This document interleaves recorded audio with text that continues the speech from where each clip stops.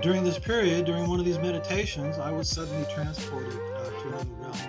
And my one doctor says, I didn't go to medical school for this. I don't know how you know any of this. Hello, my friends. We have a really fascinating topic today. I've always been fascinated by it, and a lot of people are, and I think you will be too. I've read and listened to hundreds of NDEs, which of course stands for near-death experiences. And the question always arises, from others, especially if you're discussing them, is, are they real? And how do we know they're real? And one of the objections usually is, why are the individual accounts so different? But are they really that different? Also, we'll touch on OBEs, or out-of-body experiences, sometimes called astral travel, and STEs, or spiritually transformative experiences, including one of my own later in the video. Just 10 to 20 years ago, hardly anyone was talking about this sort of thing, as it was labeled as somewhat out there or even taboo in many cases. Some folks who told their doctors were even referred to psychiatrists, or in some cases tossed into the psych ward. Is that wild or what? That's how out of the mainstream it was at the time. With the advent of Dr. Raymond Moody's book and many others after that, nowadays there's much more acceptance of it, whether one believes them or not. I happen to think that it's part of the rise in consciousness of humanity, and we'll talk a little bit more about that later. Not to mention, there is plenty of scientific evidence confirming them if one is willing to look into it. Hey, as we dig into this, if you'd like to help me grow this channel, you can do that by hitting the like and subscribe buttons and ringing that bell, and also sharing it. I'd really appreciate it. Thank you.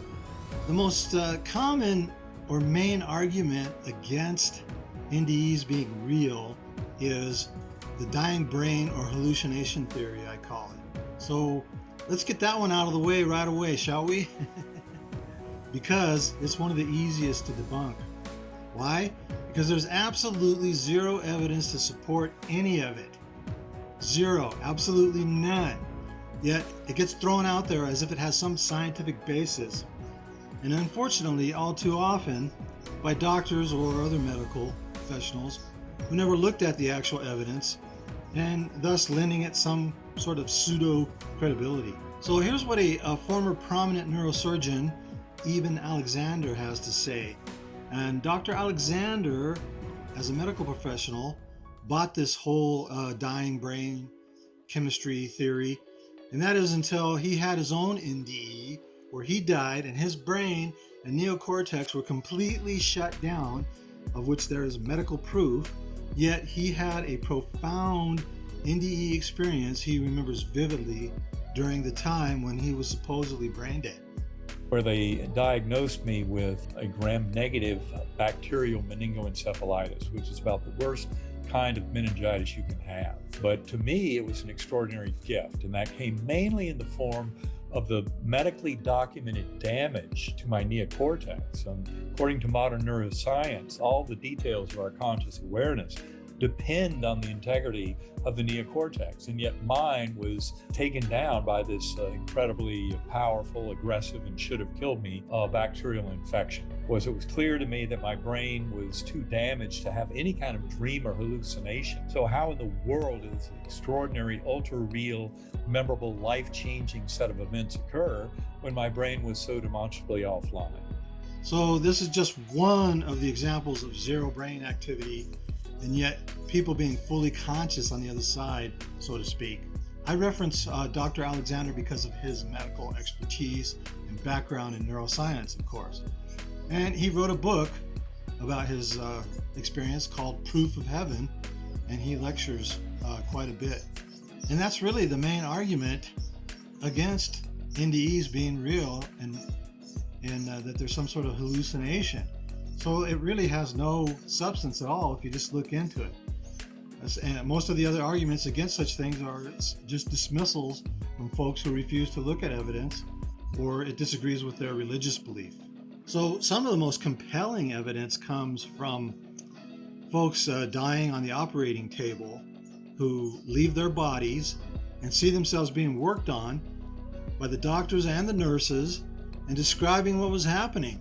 their conversations, their clothes, and other details that they should not have been able to know because they were unconscious and clinically dead on the operating table, many of them with zero brain activity, like Dr. Alexander.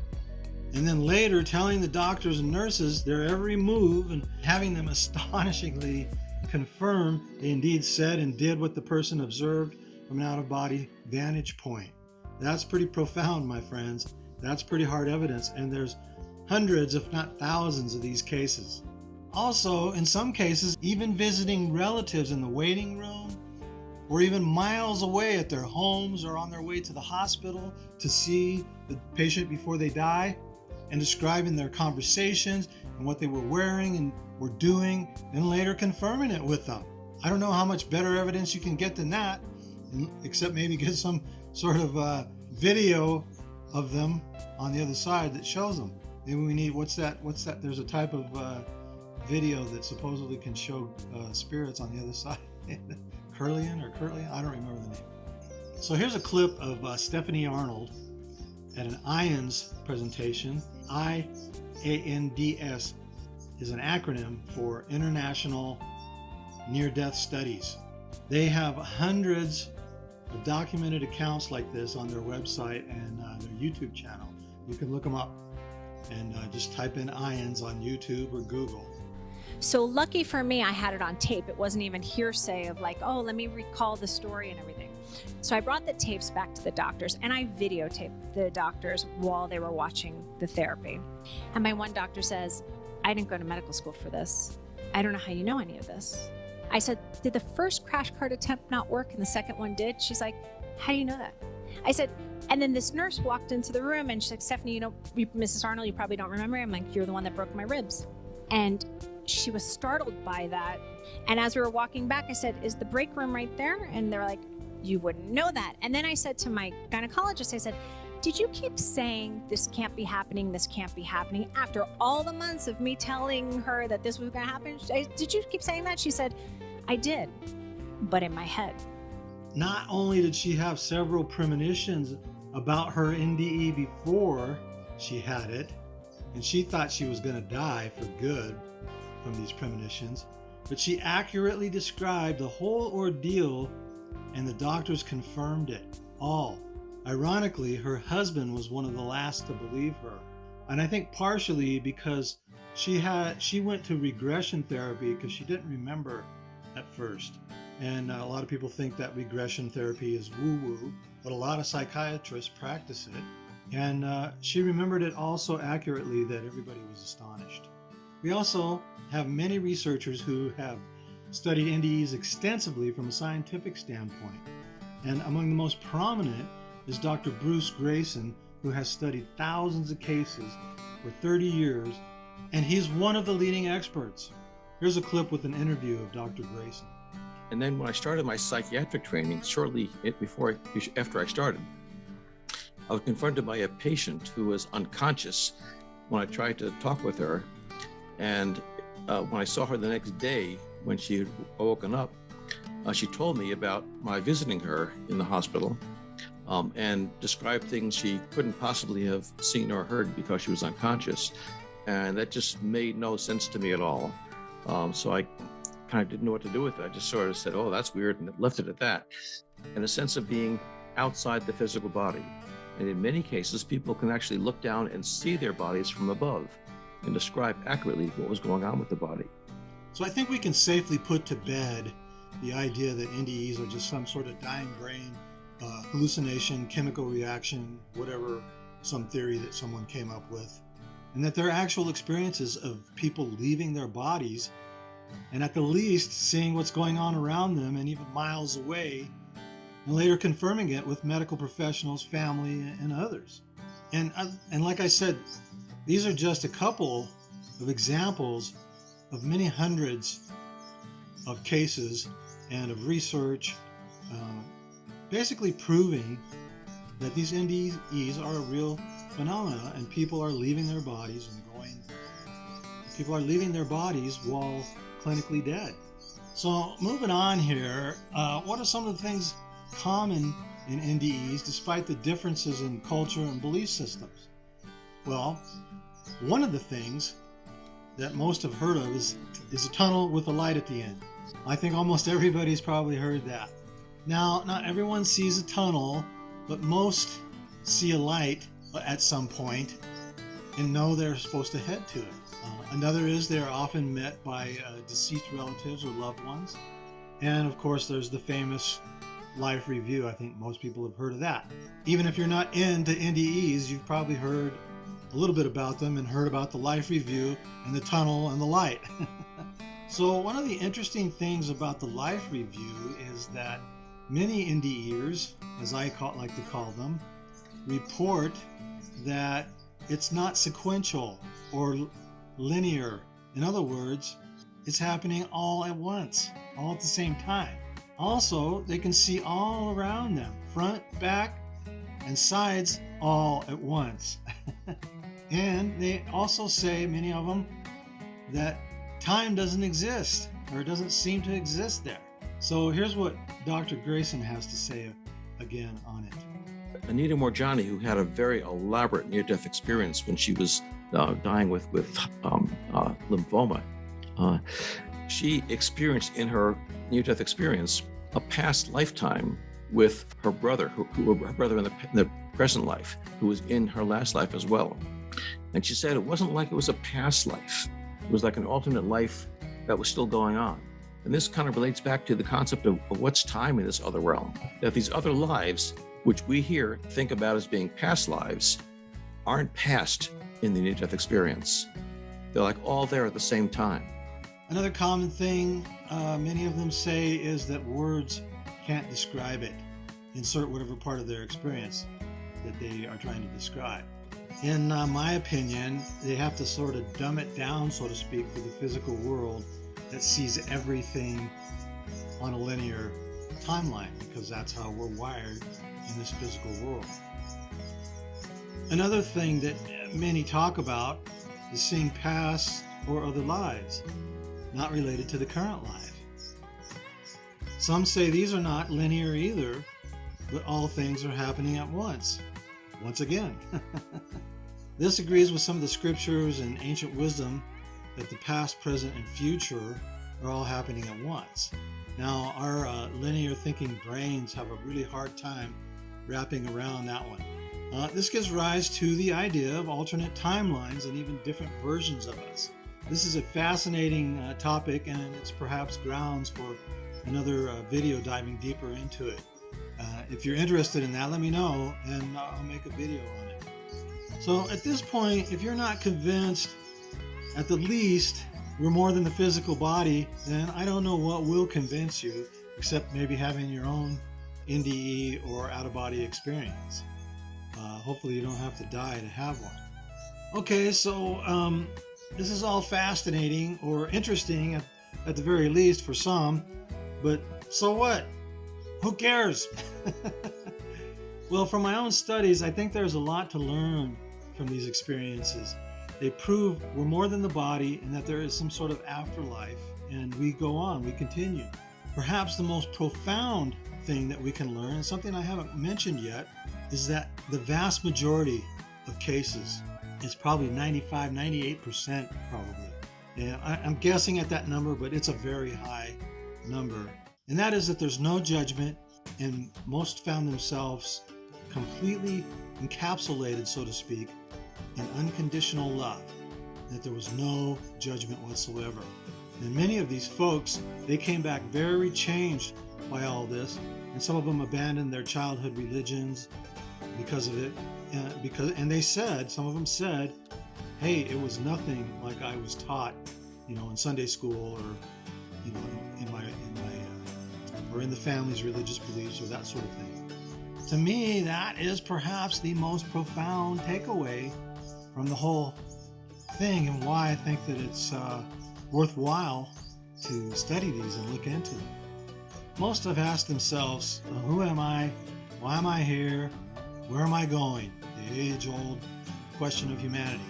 Well, NDEs can give us a lot of insight into this, in my opinion.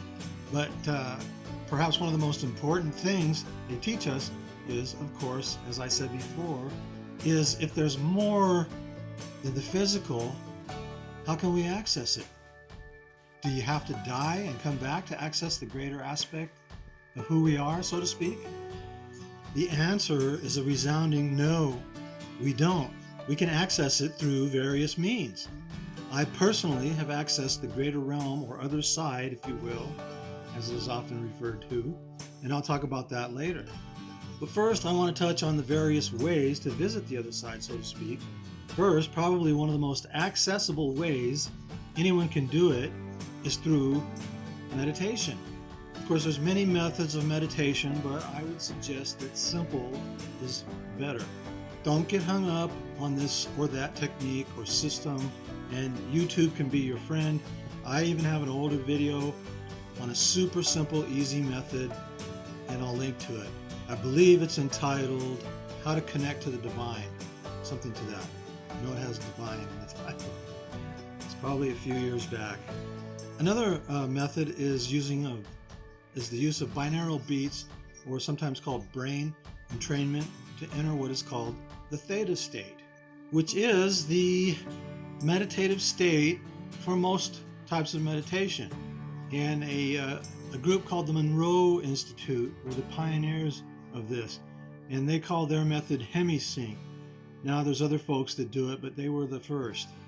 Next we have plant medicines or psychedelics. Now some will argue that plant medicines are not the same as psychedelics, but for the purposes of this, we'll just call it psychedelics, such as psilocybin and ayahuasca, and also DMT and LSD. So there's some interesting stuff going on with that. But ancient cultures often used plant medicines. Now, I personally don't recommend this route, but I'm not opposed to it either. I'll just say do a lot of research before considering that particular method. There's another way that's getting a lot more attention these days, and that is out-of-body experiences, or OBEs, sometimes called astral travel.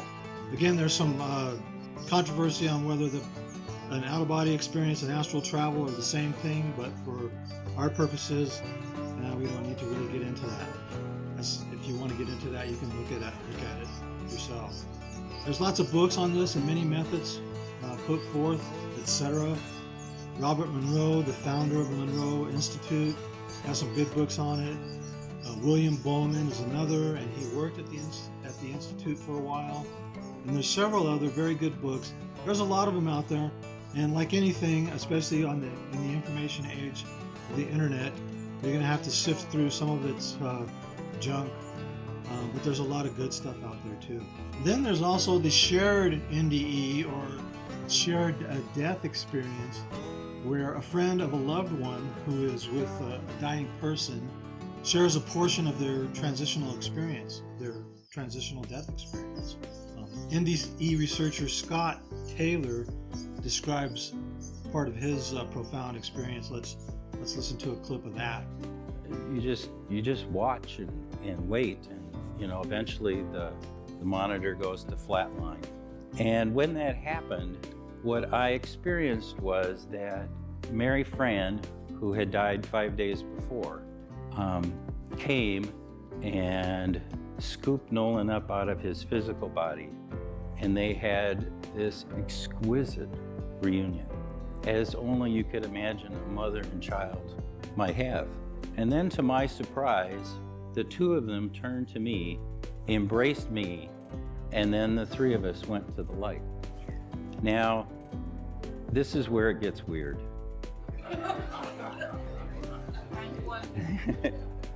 Because I was fully conscious with them in the light, and I was fully conscious in the room with all of the other relatives.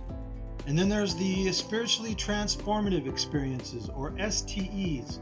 And STEs is a sort of umbrella that can describe all the others, or it happens as a result of them. It can happen spontaneously also, but the vast majority of people who have had an NDE come back totally transformed. And the same with people who have had non-NDE visits to the other side, so to speak. So some of the differences are that non-NDEers rarely have a life review, but some NDEers don't either. And many NDEers are given a choice of whether they can stay there or go back. And then some are told they have to go back. And I have never heard of this sort of thing in non-NDE accounts. Not that it couldn't have happened to somebody, I just haven't heard of it. And I've looked at a lot of these. In other words, in my opinion, the experiences are as varied as the individuals who have them. So why is that? I am of the current opinion that one's current belief system is what creates the setting and experience in large part of an NDE or any other transformational experience. I believe we are the creators of our reality here in the physical through our thoughts, beliefs, and feelings. So why not on the other side too, since we are accessing our greater self or our source, if you will. This is why someone might see Jesus, another might see Buddha or Krishna, etc. And this is sometimes used as an argument as, yeah, they're not real, they're hallucinations because people just see what they want to see. But I'm not buying it, because how do they tell the doctors and the nurses and their family and friends and stuff what they were talking about, what they were wearing, what they were doing, that sort of thing, and having it confirmed? Anyways, so we've touched on several things here. There's overwhelming proof that they happen. You know, as far as who they talk to and who they see and what goes on the other side, that of course can't be confirmed. But the fact that they've left their body and entered the spirit world, so to speak, if you will, that's pretty much a proven fact.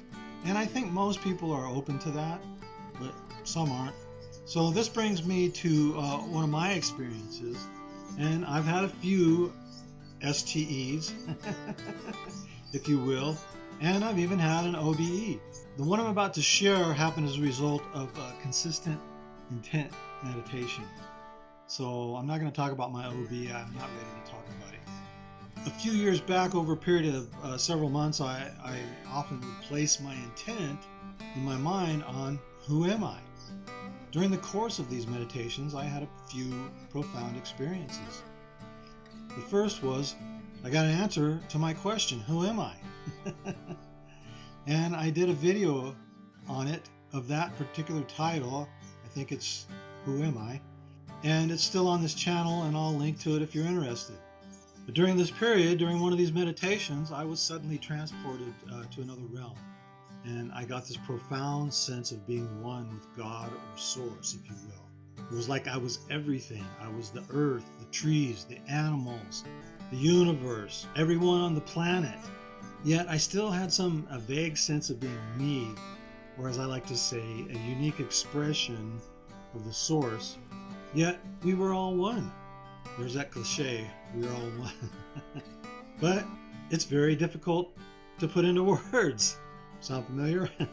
Anyways, I knew we were all connected, and suddenly the cliches about oneness and the parables like being a drop in the ocean or throwing a pebble in the pond and it rippling through the whole pond, what you do to others you do to yourself, etc. It all made sense. There was clarity, or more so it became real to me.